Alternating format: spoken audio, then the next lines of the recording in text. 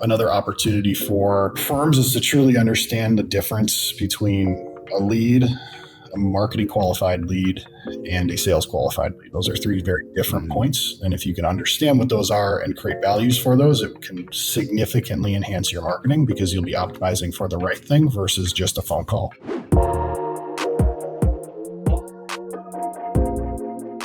Well, hello and welcome to the Jay Sterling Hughes Show, where we share the secrets and strategies of how we are building a rapidly growing family law practice. Over the past 9 years, we have grown from 0 attorneys to 25, doing over 15 million in revenue. And my purpose here is to document what's working and what's not working, with hopes that you can take that and you can recontextualize that in your practice and shorten your success curve.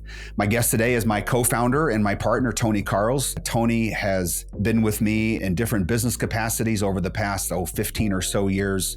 And he is a remarkable businessman, a great thinker, especially in the areas of marketing and taking an interested party and turning them into a client. So Tony has built the marketing machine, the lead generation machine that we have here at Sterling Law. I credit him with 100% of the architecture and execution of that. And since our inception almost 10 years ago, that has been the most consistent part of our entire firm operation, has been the flow of clients that he's able to attract their attention and get them to raise their hand and say, hey, can you help me with this problem? So he has built this machine, but that machine would be worthless if we're not able to receive those clients and serve them and take care of them, which leads us to the second part of the machine that Tony has built at Sterling Law, and that is what you may call our intake team, the client service team, whatever it is in your firm. In our firm, we call it our intake team because we're helping clients get onboarded into our practice. So Tony, you've built our intake machine from the very nothing to what it is today, where we have a pretty robust team. Can you start on a high level and talk to the approach that you have taken as you've built this team out? Yeah. So I guess super zoomed back, like Jeff said, we've been working together for 15 years. We started in a call center business, working in a highly competitive affiliate marketing space. I think at our peak, we had 200 some agents. I didn't work in the call center, but I had the opportunity to drive leads to that center. So I had a good model, good understanding to build from when we went into the law firm space. So I had a lot of concepts to draw from, good models from, I think Jody Brunner was lead operations there first and Ryan Fikowski second. And so I kind of built off of what I garnered from them. And then we started the law firm with just me in kind of like a closet area and building a website, sending phone calls and listening to all the phone calls that came in. And then we opened. So you had a great idea. Now let me just pause you there for a second. What you did, this was really remarkable. You built the website and we really didn't have a firm yet. Yep. And I remember we were working with a local attorney, Phil Dahlberg, up in Jackson here in Wisconsin. And we asked him if we could drive clients into his firm because we wanted to see what the quality level was. And of course, he was willing to take that all day long for free. Yep. And so that worked out really well because you're able to see the results of the traffic you were generating. Yeah, so that was kind of how we started. And once we listened to the quality, we kind of pinpointed what we needed to drive. And that was kind of how we figured out when we were going to post our first job to go to market and open and hire our first lawyer. So once we did, then I answered the phones, and I'm actually a decent salesperson, but it's definitely not the thing I enjoy the most. So, but it was a really great opportunity to not only understand from listening, but understand from conversing what was going on with our clients as they were coming in, and truly learn like what they needed, how we could serve them, and all of that stuff. And that all, really fed to where we are today as it relates to building out a call center. Because what we did is we didn't have our paralegal to answer the phones. We hired someone to do that. That's one of the things that we did really well and really right at the beginning. So I think a lot of firms on that make a big mistake because they're bringing calls in, and the same legal assistance that's preparing pleadings and taking care of billing is also the one having to talk with clients. And invariably, it interrupts generally her day, and she doesn't want to be on the phones, but yet the lawyer is asking her to do all of that. And it's just really hard for any one person to toggle back and forth. And so we didn't want to go that direction in the very beginning. We wanted to have dedicated people. We did at the beginning with one person. We made that mistake. So we weren't perfect, but we did make that mistake. Sorry, Nancy.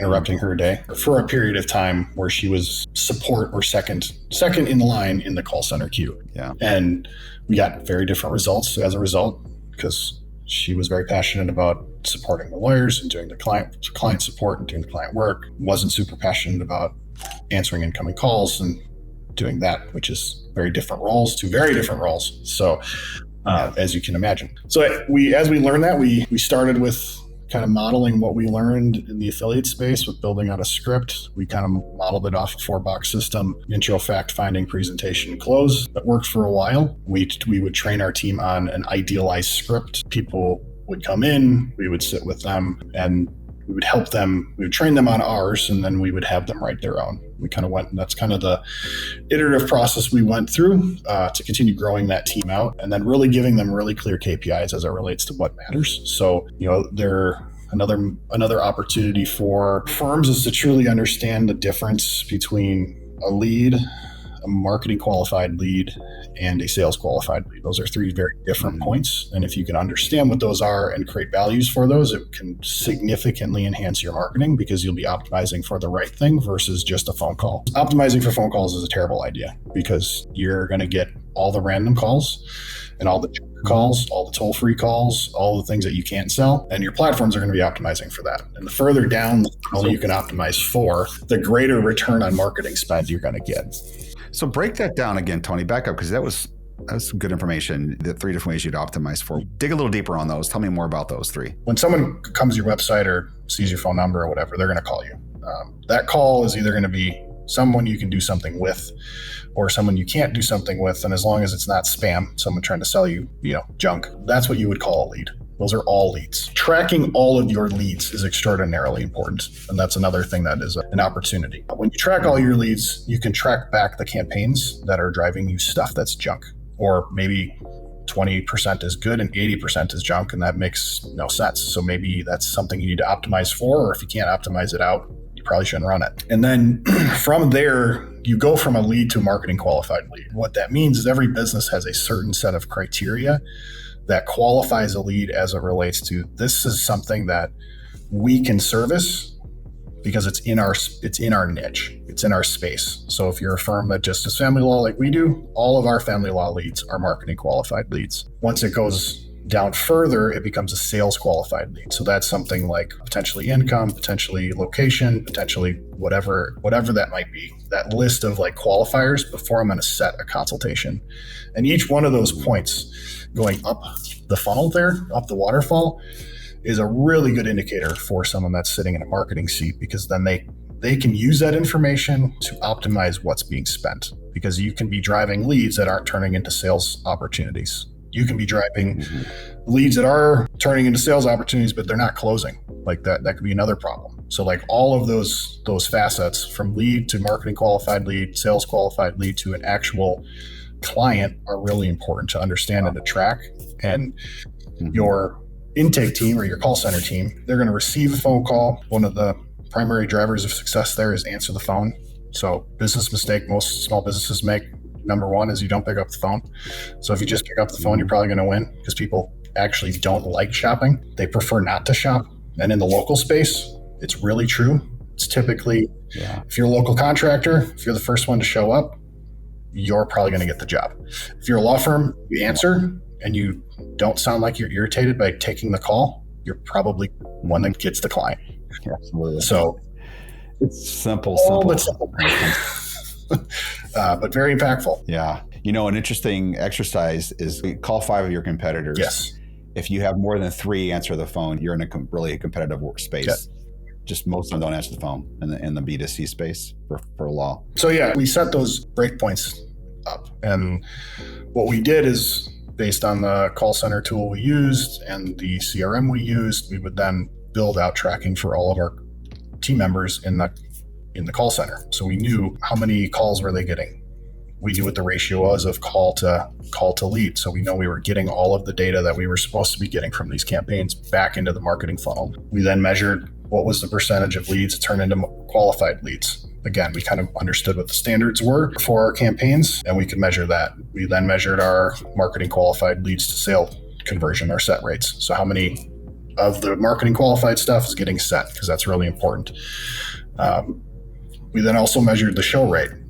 Based on that conversation, there are things you can do on the call that will influence if you're showing up. There are also other marketing activities you can do, text message, confirmation emails, all that kind of stuff that keep the client engaged during the process to make sure they're showing up to the appointment. You've kept a process in place of segmenting down as those clients work their way through our funnel. Yep. And then there's coaching opportunities along the way for people in our call center, whether it's a tweak they need to make in the script they write or how they're approaching an objection or whatever that might be. It's kind of mentoring and training in that space. And where we've ended up is really, it's just two words. Like there's two words, in my opinion, that really dictate whether call centers can be successful. And the two words are consistent. Create a space where they're consistent, because typically what you have in a call center environment is people that are more entry level. So if they're feeling nervous, like they don't know what to do, they're not going to perform well. And the client is going to feel like, okay, there's a lack of confidence here. I'm not working with this place. And then the other one is confident. So if the team feels like there's consistency, they will be confident, and that confidence will be picked up by the clients they're talking to, and they will perform better for you. So those are the two words that we really talk about. Jordan's great at the consistent and confident piece at our firm, and it's fun to watch that team just crush it every day, because they're doing a great job, but it's nurturing that garden. How do we get them consistent and confident? We do it in huddles every morning. We do training every day. We engage them in sales training and give them really strong support in those areas so they can be consistent and confident, and they drive results. So that's kind of overall what it was like. So we started from like nothing. Now we're back to something that works. So said backwards, you can't have that confidence as an intake agent without having that consistency first. So it starts there with the result being you're confident because this is your 50th at bat at the same sort of look. Not only the same sort of look, but I'm not asking them different. I'm not asking them to change the marketing qualified lead definition every day. You told me to schedule these things for you for an hour, but now you're telling me I want them 30 minutes. Like there's like specific things, because then they're going to get in their head and they're going to be like, oh, I don't know what attorney so-and-so wants me to do, because like last time I did this, I got in trouble. So like now I'm going to freeze. The clients all freeze. In our world, the marketing qualified lead is a potential client coming in that has a family law matter that we're able to serve in some capacity. Yeah, they're located in they're a family law client that their case will be in a jurisdiction that we serve. So a criminal law client, or someone's got a criminal matter, even if they're next door, they would not count as a marketing qualified lead in our practice, because we do just family law. Yeah, and we've gone so far as like we've automated that on the web lead side. So if you enter a web lead on our site and you enter criminal, like we're actually going to dump you on a page that we've pre-populated with the best criminal law attorneys in your area, pre-filtered by reviews. So that way our team isn't distracted. The client isn't getting a poor response from us. We're terminating the search in Google, which is really important from a marketing perspective. Like we're doing a lot of things with that one little touch, but it all boils down to like, do you know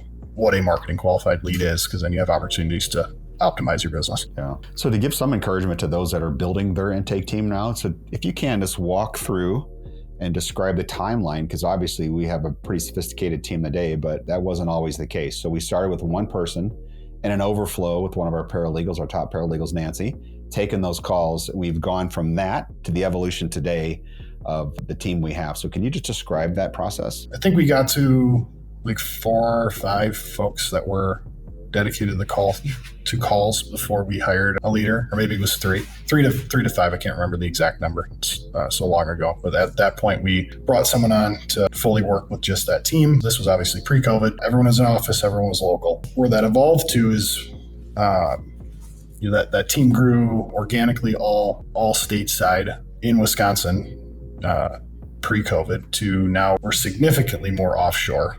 And I think we only have like 4 people out of our 16 or so that are actually in the state of Wisconsin. Most of our U.S. team isn't in the state of Wisconsin.